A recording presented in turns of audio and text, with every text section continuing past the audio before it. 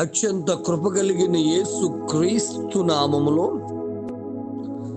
వాక్యాన్ని వింటున్న బిడ్డలందరినీ కూడా దేవుడు సమృద్ధిగా దీవించి ఆశీర్వదించును గాక. ఆమేన్. ప్రియ దేవుని బిడ్డలారా, అందరూ ఎలాగున్నారు? బాగున్నారు కదూ? మరి ఉదయం లేచి ప్రార్థన చేసుకున్నారా? ఏమండి, మాకు మా పిల్లలకి హాలిడేస్ కదా, అందుకే మేము లేటుగా లేసాము అంటారా?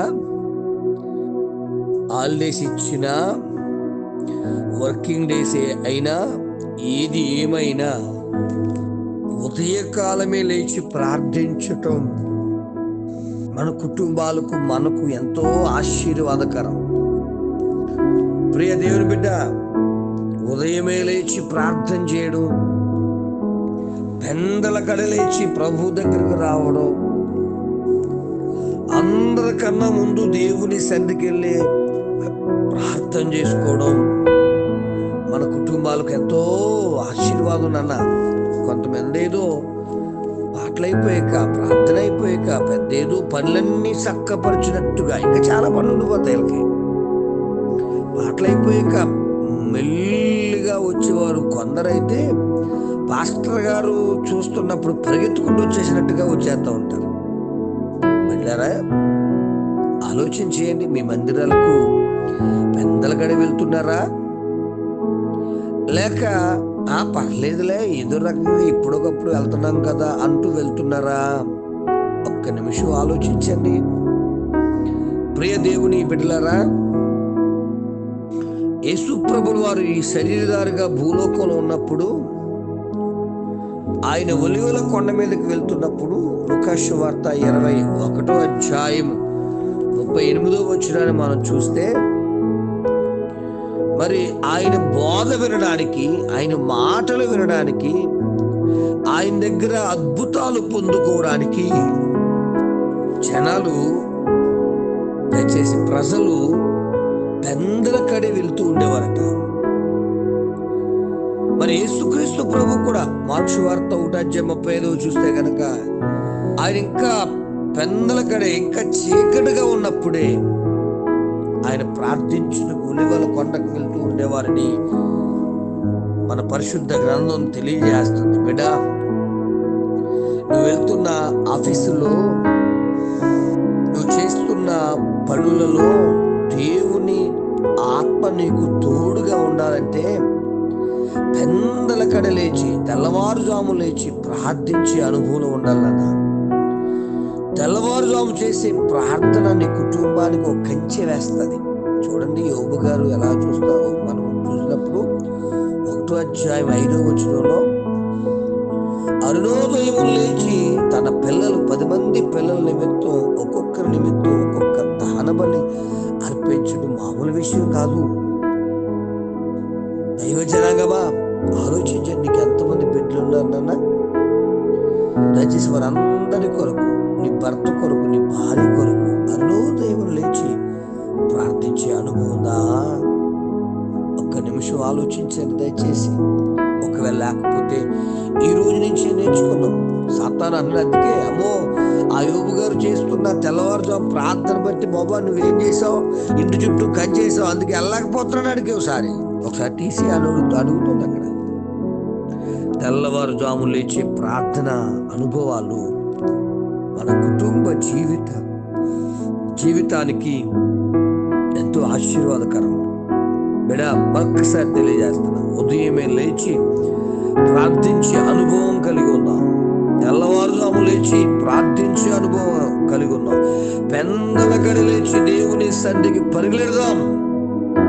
119వ కీర్తన 147, 148 చూసినప్పుడు, దేవునికి మొర్రపెట్టడానికి, దేవుని వాక్యాన్ని ధ్యానించడానికి పెందల కడ లేద్దామంటాడు. దయచేసి, దేవా వేకునే నిన్ను వెతుకుతాను, అయా పొద్దునే నిన్ను వెతుకుతానంటాడు దావీదు భక్తుడు. బిడ్డ, ఈరోజు ఈ ఉదయకాల సమయంలో నువ్వు వెతికినట్లయితే, ఆయన సన్నిధిలో నువ్వు ప్రార్థించినట్లయితే, ఆయన సన్నిధిలో వాక్యాన్ని చదివి ధ్యానించినట్లయితే, యేసయ్య నీ ఇంటి చుట్టూ కంచి వేయడానికి, ఎటువంటి బలహీనత, రోగం, వ్యాధి వచ్చినా తన కాపుదల ఇవ్వడానికి, వాటి నుంచి విడుదల పరచడానికి దేవుడు ఇష్టపడుతున్నాడు. దైవ జనాంగమా, ఆలోచిద్దామా దయచేసి. ఈ ఉదయకాల సమయంలో దేవునితో మాట్లాడుతుంది. తల్లి, ఒకవేళ నీవు గృహిణులైతే సామెతల గ్రంథం 31వ అధ్యాయం చదవండి దయచేసి. ఎన్ని విషయాలు ఉంటాయి. పెందలక్కడ లేచి తన వారికి మరి ఆహారం సిద్ధపరుస్తుందని, గృహాన్ని శుభ్రపరుస్తుందని, మరి పనివారికి భత్యము సిద్ధపరుస్తుందని. ఎన్ని పెందలకడే తమ్ముడు, చెల్లమ్మ దయచేసి ఆలోచించు. పెందలకడ లేచే అనుభవాన్ని ఈ రోజు నుంచే నేర్చుకున్నాం. సోమరితనాన్ని విడిచిపెడదాం. కొంతమంది మంచం మీద పడుకుని లేపుతాములే, కంగారు లేదులని చేతులు ముడుచుకుంటూ కాలు ముడుచుకుంటూ పడుకున్నారేమో. దోపిడిగా నీ వద్దకు వచ్చినట్టుగానట అపాయం వస్తుందటమ్మా. అలా రాకూడదని ఈ ఉదయకాల సమయంలో వాక్యం మీకు తెలియజేస్తూ ఉన్నాను. ఈ రోజు నుంచి అయినా దయచేసి ఉదయమే లేచి తెల్లవారుజాముని ప్రార్థించి, దేవుని ఆరాధించి, వాక్యాన్ని చదివి ధ్యానించి, దయచేసి మరి మీ కుటుంబాల కొరకు ప్లాన్గా, ఎందుకంటే ప్లాన్గా ఎందుకని తెలుసా, ఆదివారపు ఆరాధనకు వెళ్ళాలంటే ఏ వస్త్రాలు ధరించాలో, ఏ పనులు అవన్నీ నైటే చూసేసుకోవాలి. కొంతమంది అప్పటికప్పుడే పరిగెడతారు, అప్పటికప్పుడే అరుస్తూ ఉంటారు. నా సొక్క ఏది, నా ప్యాంట్ ఏది, నా అదేది ఇదేది అని కేకలేస్తూ ఉంటారు.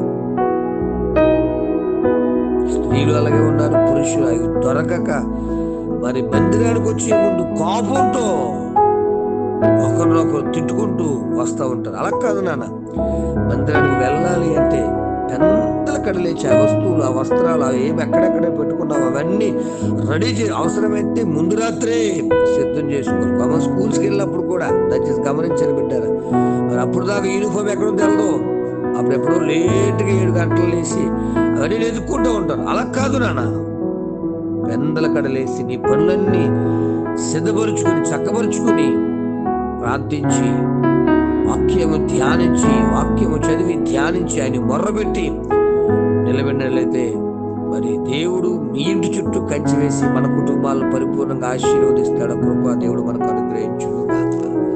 ఆమేన్. తండ్రి నీకు వందనాలు. యేసు నామములో ఉదయకాల సమయంలో మాతో మాట్లాడుతూ, నిజమేనైనా పెందలకడ లేచి నీ దగ్గరకు వచ్చిన భక్తులందరూ అద్భుతాలు పొందుకున్నారు. అయ్యా, పెందలకడ మేము మా కుటుంబాలతో కలిసి దగ్గరకు వచ్చి ప్రార్థించి అద్భుతాలు పొందుకునే అనుభవం మాకు దయచేయదయ్యా. అయ్యా, మాకు అలవాటు లేదు అని నిర్లక్ష్యంతో, నీరసంతో, లేకపోతే అశ్రద్ధతో కాక అలవాటు చేసుకుని ఉదయమే లేచి ప్రార్థించే జ్ఞానమును వాక్యాన్ని వింటున్న బిడ్డలకు మాకు అనుగ్రహించుమని, నడిపించి బలపరచుమని. తెల్లవారుజాము చేసే ప్రార్థన మా కుటుంబాలు కంచి అన్నావు కనుక మరి తెలుసుకుని ఆ ప్రకారం జీవించే జ్ఞానము మా అందరికీ దయచేసి నడిపించుమని యేసు నామమున అడుగుచున్నాను. ఆమేన్. ప్రార్థన కొరకు నా సెల్ నంబర్ 9866958571. ప్రభు కృప